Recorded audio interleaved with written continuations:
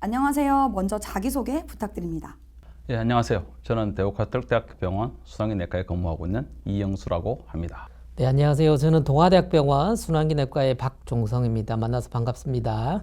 오늘 두 분을 이 자리에 모신 건 심장을 살리는 이 장치에 관한 잘못된 상식을 깔끔하게 정리하기 위해서인데요. 두 분 준비되셨나요? 예, 제대로 짚어드리겠습니다. 가보시죠. 숨을 안 쉬어요. 제세동기 준비해요. 물러나세요. 하나, 둘. 이 사람 죽어요? 페이스메이커, 아이디, 심장박동기 이식수술 증명 카드잖아요. 제세동했으면 기계가 완전히 망가졌을 겁니다. 그럼 게임 오버. 자, 첫 번째는 여기까지입니다. 비행기에서 사람이 쓰러졌어요. 급히 CPR을 시행했고 자동심장 충격기도 바로 준비했네요. 여기까지는 응급 상황에 알맞은 대처같이 보이는데요. 그런데 주인공이 이런 말을 합니다. 이 사람 죽어요. 인공심장 박동기 이식 환자에게는 정말 자동심장 충격기를 쓰면 안 되는 건가요? 예, 우선 제세동기 있죠. 자동심장 충격기하고 심장 박동기에 대해서 좀 설명을 드려야 될 것 같아요. 갑자기 심장이 정지하거나 하는 경우 저희가 AED죠. 자동심장 충격기를 심장에 전기 충격을 줘서 심장 박동을 정상으로 회복하는 겁니다. 심장 박동기는 맥이 느린 서맥을 심장을 뛰도록 하는 장치입니다. 반면에 심장 충격기는 아주 빠른 빈맥, 심실세동 같은 경우에 심장 마비가 왔는 경우에 심장을 전기 충격을 줘서 심장을 정상으로 돌리기는 좀 다른 역할을 하는 두 가지 장치입니다. 아주 빠른 맥에 의한 경우 심장 충격기를 하게 되고요. 반면에 심장 마비가 오더라도 아주 서맥인 경우에는 심폐소생술만 하지 AED를 사용하지 않는 차이가 있습니다. 그래서 특히 아주 위험한 심실빈맥 같은 경우에는 심장 충격기를 사용하도록 됩니다. 조금 전에 본 영상에서는 정상으로 돌리기 위해서 심장 충격기를 하고 있는데요. 근데 이런 경우에서 돌리면 안 된다고 하는데요. 이건 아주 정말 위험한 생각입니다. 위험한 생각이라면 어째서일까요? 인공심장 박동기가 전자장비이기 때문에요. 이 드라마 주인공처럼 외부에서 아주 강한 전기 에너지를 주면 고장이 날 거라고 일반인들은 생각하기 굉장히 쉽습니다. 그러나 실제로는 전혀 그렇지 않고요. 그리고 심장마비 환자에서는 뇌 손상을 막기 위한 골든타임이 있거든요. 그게 4분으로 알려져 있습니다. 그래서 4분 안에 정상 심장 박동을 돌려야 되는데 대부분의 경우에는 자동 심장 충격기를 사용하지 않으면 4분 안에 심장을 소생시키기가 어렵습니다. 그래서 심폐소생술을 하는 상황에서는 인공심장박동기를 가진 환자라 할지라도 자동심장 충격기 사용을 절대로 주저해서는 안 되겠습니다. 이 드라마의 내용은 의학적 상식에 좀 반하는 내용이긴 한데요. 드라마 쪽 허용 정도로 보시면 되겠습니다.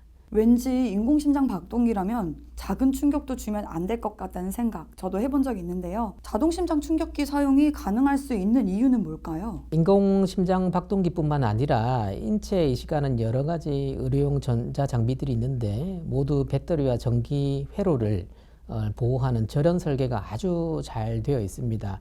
그래서 웬만한 에너지가 외부에서 주어지더라도 전자장비가 손상이 안 되게 설계가 되어 있고요. 그래서 외부의 전기 에너지에 대한 굉장히 강한 내성을 가지고 있습니다. 물론 이제 전기가 너무 강한 에너지가 들어가면 고장이 날 수는 이론적으로는 가능한데 실제로 저희가 임상적으로 쓰는 전기 충격기 가지고는 고장이 안 난다고 알려져 있습니다.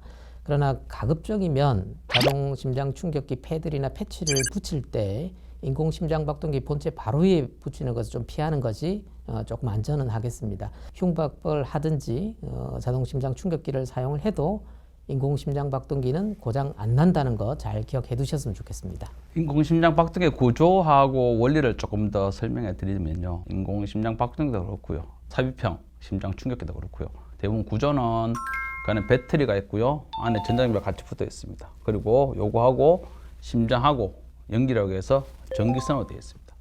이 전기선에서 심장이 잘 뛰는지 확인합니다. 심장이 잘 뛰면 굳이 인공심장 박동기가 심장 박동 안 해도 되고요. 반면에 심장이 정해진 값보다 적게 뛰면 심장 박동기에서 심장을 뛰도록 해주는 이렇게 되어 있습니다. 인공심장 박동기를 하고 있다고 하더라도 특별한 문제가 되지 않는 경우에는 경과를 보시면 될 것 같고요. 다만 이런 경우가 있습니다. 이 도로에 아스팔트를 깔고 나서 도로를 다지기 위해서 충격을 탁탁 줍니다. 이렇게 아주 규칙적으로 박동이 탁탁탁탁 생기게 되면 기계에서 오작동을 할 수는 있습니다. 또는 수술하는 경우에는 지혈을 위해서 의사 선생님들이 이 전기 소작술을 하게 됩니다. 전기 소작술을 하게 되면 이 박동기에서 느끼기에 무슨 전기적 신호가 들어왔구나 라고 인식을 하게 됩니다. 그러면 실제로 심장은 박동을 하지 않은데도 불구하고 기계에서는 이 전기 신호로 인해서 오작동을 할 수는 있습니다. 그래서 저희가 수술 같은 거 하는 경우에는 이런 외부 신호를 인지하지 못하도록 저희가 기계를 조절한 다음에 수술을 하게 된다면 아무런 문제가 되지 않습니다. 오늘에야 제대로 알게 되네요. 그럼 이어서 다음 영상 볼까요?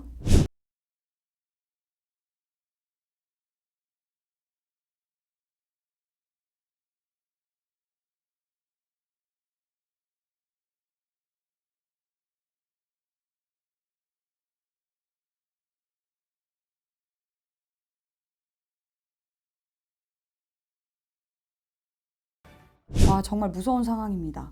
그럼 인공심장 박동기를 한 사람은 비행기를 탈 수 없는 건가요? 사실이 아닙니다. 만약에 인공심장 박동기를 하신 분들이 비행기를 못 한다면요, 아마 비행기 회사가 큰 경제적 타격을 입을 겁니다. 그만큼 많은 환자들이 하고 있거든요. 인공심장 박동기를 하고 있더라도 비행기를 타더라도 전혀 문제가 없습니다. 다만 금속이기 때문에요. 공항 검색대를 통과할 때 인공심장 박동기 때문에 소리가 날 수 있습니다. 그래서 박동기를 가지고 있는 분들이 받으시는 카드가 있습니다. 카드를 보여주시고 옆으로 지나가셔서 따로 공항 검색을 받으시면 됩니다. 그렇군요. 그리고 비행 고도가 높아지면서 자기장에 영향을 받았다고 했는데 실제로 자기장에 영향을 받을 수 있나요? 네, 현재 임상에서 사용 중인 대부분의 인공심장 박동기는 자화가 잘 되지 않는 금속을 이용해서 제작이 되어 있습니다. 그래서 한 3테슬라라는 자기장에도 견딜 수 있게 설계가 되어 있거든요. 지구가 만들어내는 자기장은 10만 번에 한 40테슬라, 50테슬라 정도입니다. 그래서 기본적으로는 박동기는 지구 자기장에는 영향을 받지 않습니다. 비행고도가 높아지면 오히려 자기장은 더 약해지는 게 아주 상식이고요. 이 내용 역시도 이제 그게 전개를 재밌게 만들기 위한 드라마적 허용 정도로 보시면 되겠습니다. 이렇게 설명해 주시니까 이해가 쏙쏙 되는데요. 그럼 마지막 영상 함께 보겠습니다.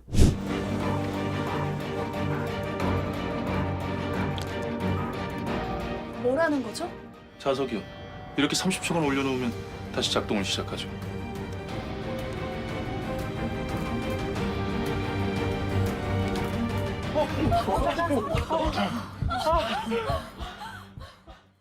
자석을 이용해서 박동기 재가동을 시도했습니다. 결국 성공을 했는데 이게 정말 가능한 건가요? 네, 인공심장 박동기에 아주 강한 자석을 가까이 가져다 대면은 박동기가 사전에 설정된 특정한 맥박수로 뛰는 비상 작동을 하게는 되어 있습니다. 응급수술 등 박동기 비상 작동이 꼭 필요한 상황에서만 아주 제한적으로 사용하는 기능인데 실제로 있기는 합니다. 그러나 박동기 배터리가 완전히 방전되지 않는 한 박동기는 꺼지지 않고요. 자석을 가져도 된다고 해서 꺼진 박동기가 켜지는 것도 아닙니다. 자석으로 박동기를 재가동시킬 수 있다는 이 드라마의 내용 역시도 이제 그게 전개를 재밌게 하기 위한 드라마적 허용 정도로 보시면 되겠습니다. 인공심장 박동기가 정말 자석과 관련이 있나요? 예, 그럴 수 있습니다. 인공심장 박동기는 금속과 전자장치로 구성되어 있기 때문에 자석의 영향을 받을 수 있습니다. 그러나 이 영향이라는 것은 최하의 상황에서 박동기를 초기 설정으로 바뀌게 한다는 것뿐이지 중지시키지는 없습니다. 옛날 구 모델에서는 저희가 임의로 박동기를 중지시킬 수도 없었습니다. 최근에 나온 이제 장치들은 특수한 상황에 저희가 박동기 기능을 중지시킬 수 있는 기능이 새로 생겼지만요. 자위 공면 영상이라고 합니다. 즉 MRI 검사라고 잘 알고 계시죠. 이건 아주 강한 자위장을 비교적 사용하게 됩니다. 그래서 가끔 MRI실에 카드나 핸드폰 들어가면 다 못 쓰게 됩니다. 그래서 인공심장 박동기도 하신 분들은 MRI 검사를 할 수 없었습니다. 그렇지만 최근에는 인공심장 박동기도 MRI를 가능한 장비들이 다 나오고 있습니다. 이 조정한 다음에 검사를 하시면 되기 때문에 이 또한 걱정하지 않으셔도 될 것 같습니다. 간혹 인공심장 박동기 수술을 받고 나면 일상생활에 큰 불편이 있을 거라고 잘못 알고 계신 분들이 많이 있습니다. 실제로 주위의 분들이 말씀하시지는 않지만 인공심장 박동기를 하고 계신 분들이 상당히 많이 있습니다. 인공심장 박동기는요, 섬액과 관련된 불편감이 있는 경우에 맥박을 정상적으로 뛰도록 하는 장치입니다. 즉 맥이 느리게 되면요, 숨이 차거나 어지럽거나 가슴이 답답한 증상이 있습니다. 이런 경우에 인공심장 박동기를 하게 되면 맥이 정상적인 맥박수를 하면서 이런 증상들이 호전될 수 있습니다. 시술 후에도요, 특별한 걱정 없이 생활하시면 될 것 같고요. 그런 점을 기억해 주시면 좋을 것 같습니다. 네, 그리고 가장 중요한 것은 앞서 말씀드렸듯이 심정지 상황에서 즉시 심폐소생술을 시행하고요. 최대한 빨리 자동 심장 충격기를 사용해서 심장을 다시 뛰게 하는 것입니다. 인공심장 박동기를 가진 환자라고 해도 마찬가지입니다. 흉부 압박을 해도 자동 심장 충격기를 사용해도 인공심장 박동기는 고장이 나지 않는다는 사실 잘 기억해 두시기 바랍니다. 감사합니다.